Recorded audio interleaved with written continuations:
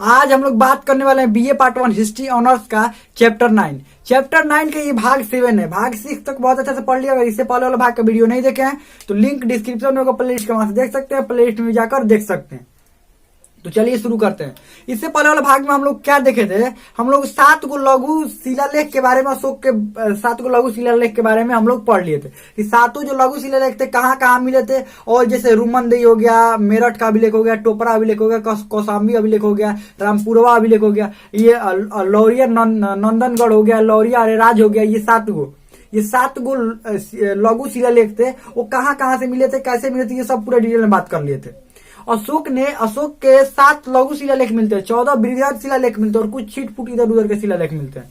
यानी कि अशोक द्वारा लिखवाया गया, ये सब समझना जरूरी है, ये शिलालेख के बारे में और लघु शिलालेख के बारे में। तो लघु शिलालेख कितने थे, लघु शिलालेख कुल 7 गो थे। कितना था, 7 गो। और बृहद शिलालेख कितने थे, बृहद शिलालेख बृहद शिलालेख कुल 14 गो थे और ये 8 स्थानों से प्राप्त हुआ था। बृहद शिलालेख कुल शिलालेख कितने थे, 14 गो, 14 और 8 स्थानों से प्राप्त हुआ था। 8 स्थानों से प्राप्त हुआ था। ये नहीं कि 14 गो था तो 14 गो स्थान से, 8 स्थानों से प्राप्त हुआ था। चलिए इसके बारे में पूरा हम लोग डिटेल में पढ़ेंगे कि ये सारे अभिलेख क्या कहते हैं, आखिर इन अभिलेखों में उसने क्या क्या वर्णन करवाया। 14 गो जो अभिलेख है इसके बारे में देखिए, सबसे मौर्य वंश में सबसे ज्यादा विस्तृत जानकारी, सबसे बड़ा जानकारी इसी के बारे में मिल पाता है। क्यों, क्योंकि इसके अभिलेख है। और एक बात, सबसे प्रमाणिक माना जाता है। इसमें यह नहीं कहा जाता कि हो सकता है वाला बात नहीं है। क्यों, क्योंकि इसके द्वारा खुद लिखवाया गया वो बात है। तो प्रमाण, ये हो सकता है वाला बात नहीं, प्रमाणिक एकदम माना जाता है, प्रमाणिक है ये। सबसे पहला जो शिलालेख था, सबसे पहला शिलालेख यानी कि पहला, इस सबको नोट करते जाइएगा। पहला शिलालेख में क्या कहा था, शिलालेख इसने अहिंसा की बात करी थी कि हिंसा नहीं होनी चाहिए। और तो जब अहिंसा कहेगा तो इसने पशु बलि पर रोक लगा दिया था। पशु बलि जो दिया जाता था, पशु बलि पर पूर्णतः रोक लगा दिया था, ध्यान रखिएगा। इसने अहिंसा की बात की, कहीं इस पर भी हिंसा, खुद ने भी क्या किया था, हिंसा को त्याग दिया था, यानी युद्ध करना छोड़ ही दिया था। सैनिकों से भी कहा था कि कोई युद्ध नहीं करेगा, सेनापति किसी से भी युद्ध नहीं करने के लिए कहा था। और सबको किस पर, धर्म यात्रा पर सबको भेज दिया था, ध्यान रखिएगा। और सबको, इस अपने बेटा बेटी सबको क्या इसी तरह की शिक्षा देता था कि ताकि धर्म के प्रचार प्रसार में ये लोग लगे रहे और हिंसा न करे। तो ये पहला शिलालेख में किस चीज के बारे में वर्णन करवाया, अहिंसा के बारे में। और पशु बलि पर रोक लगाया, इस सब के बारे में विस्तृत जानकारी दिया। कैसे देखिए, ऐसे हमने पशु बलि पर रोक लगाया, ये बात पूरा डिटेल में लिखवाया। दूसरा जो था, दूसरा अभिलेख में चिकित्सा के बारे में जानकारी दिया है। दूसरा अभिलेख में किस चीज के बारे में जानकारी दिया, चिकित्सा के बारे में जानकारी दिया। अब चिकित्सा के बारे में क्या जानकारी दिया, ये मनुष्य के साथ साथ पशु चिकित्सा पर भी ध्यान दिया था, ध्यान रखिएगा। पशु चिकित्सा यानी कि पहला ऐसा ये राजा था, इससे पहले ऐसा कोई राजा नहीं था जो मनुष्य के साथ साथ पशु चिकित्सा पर भी ध्यान दे। इसने पशु चिकित्सा पर भी ध्यान दिया था। और एक बात, मनुष्य की चिकित्सा पर भी ध्यान, इस सबका वर्णन किसने किया था, दूसरा शिलालेख में, दूसरा अभिलेख में। और ये भी इसमें कहता है कि जब भी पड़ोसी राज्यों को जरूरत पड़ती है, दवाइयों की, चिकित्सक यानी कि वैद्य की जरूरत पड़ती है, कुछ भी जरूरत मदद पड़ता है, ये सब मदद कौन भिजवाता है, देवनामप्रिय यानी कि अशोक भिजवाता है सब मदद, सम्राट अशोक भिजवाता है सब मदद, ध्यान रखिएगा।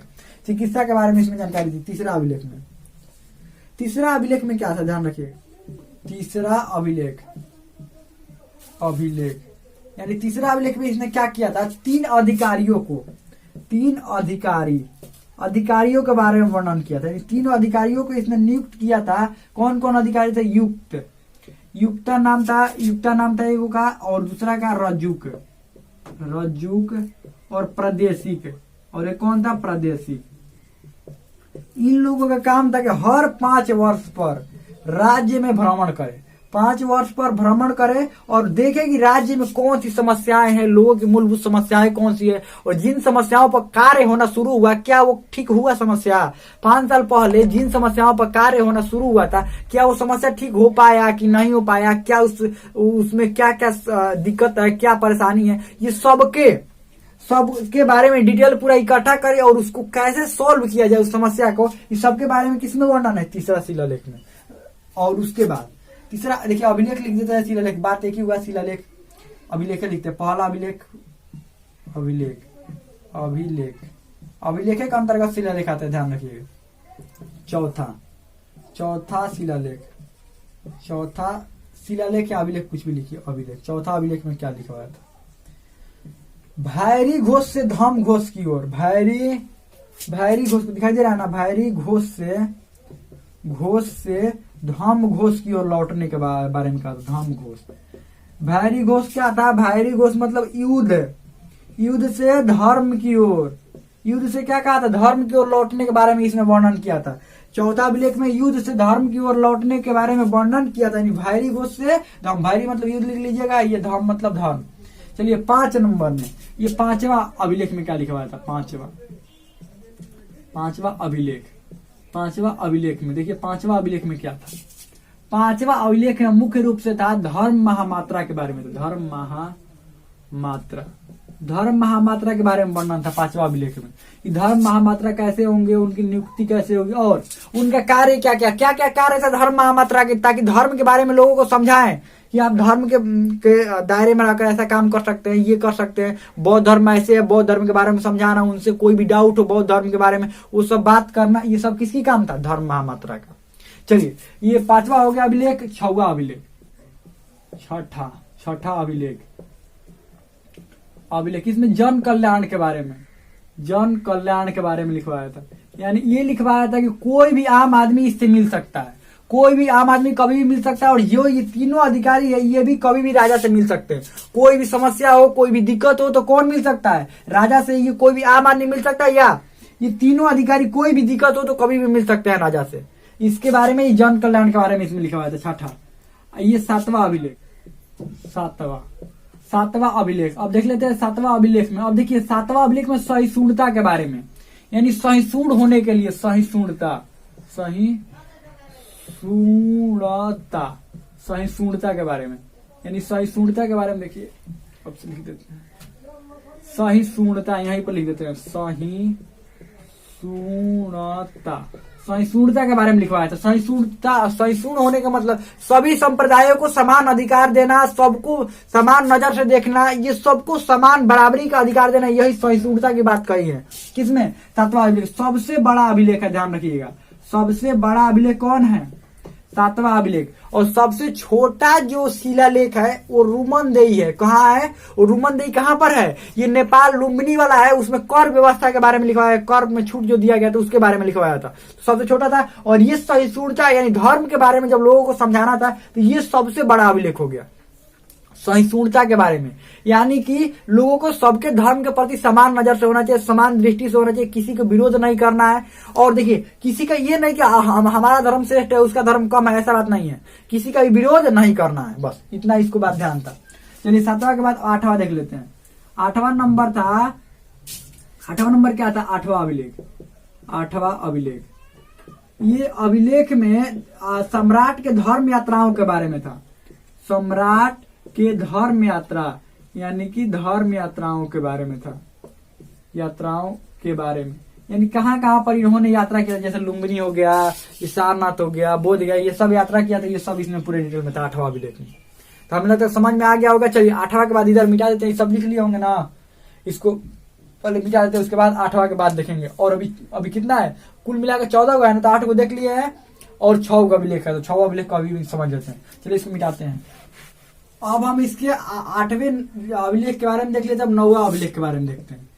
9वां अभिलेख में क्या कहा था, अभिलेख में धम्म समारोह के बारे में कहा था। धम्म समारोह यानी कि धर्म का जो समारोह होगा कैसा होगा, कहाँ पर आयोजित हुआ था, कैसे हुआ था, ये सब के बारे में पूरा डिटेल में बात किया था इसमें।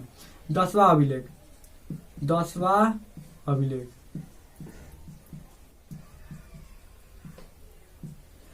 अभिलेख में क्या किया था, ये धम्म का महत्व बताया था। धम्म का महत्व क्या लिखा हुआ था, धम्म का महत्व। और यही 11वां अभिलेख में 11वां अभिलेख में था।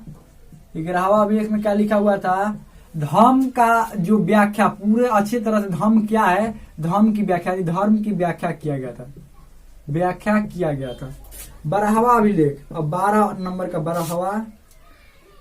बरहवा अभिलेख में अभिलेख स्त्री महामात्रा की नियुक्ति की गई थी ना, स्त्रियों के लिए स्त्री महामात्रा, स्त्री महामात्रा, स्त्रियों के जीवन के सुधार के लिए स्त्री महामात्रा की नियुक्ति किया गया था। 13वां अभिलेख, 13वां अभिलेख में क्या था, इसने कालिंग युद्ध के बारे में वर्णन किया था। कालिंग युद्ध के बारे में ध्यान रखिए, पूछ लिया जाता है कालिंग युद्ध के बारे में वर्णन ये किस अभिलेख में है, तो कालिंग युद्ध के बारे में 13वां में है। 14वां में क्या है, 14वां सभी लोगों से धार्मिक जीवन जीने की बात कही है, यानी कि धार्मिक जीवन जीने की बात कही है इसमें 14वां अभिलेख में, धार्मिक जीवन जीने की बात कही है, जीने की बात इसमें कही है, सभी लोगों को धार्मिक जीवन जीना चाहिए। और इसके बारे में तो ये 14 इसका अभिलेख खत्म हो गया, तो हमें लगता है बहुत अच्छा समझ में आ गया होगा। इसको नोट्स बना लीजिएगा अच्छा से और एक दो बार पढ़ लीजिएगा, आप लोग को याद हो जाएगा। हमें लगता है बहुत अच्छा समझ में आ गया होगा। इसमें कोई भी डाउट हो, कोई भी क्वेश्चन हो तो आप कमेंट में पूछ सकते हैं, हमें लगता है समझ में आ गया होगा।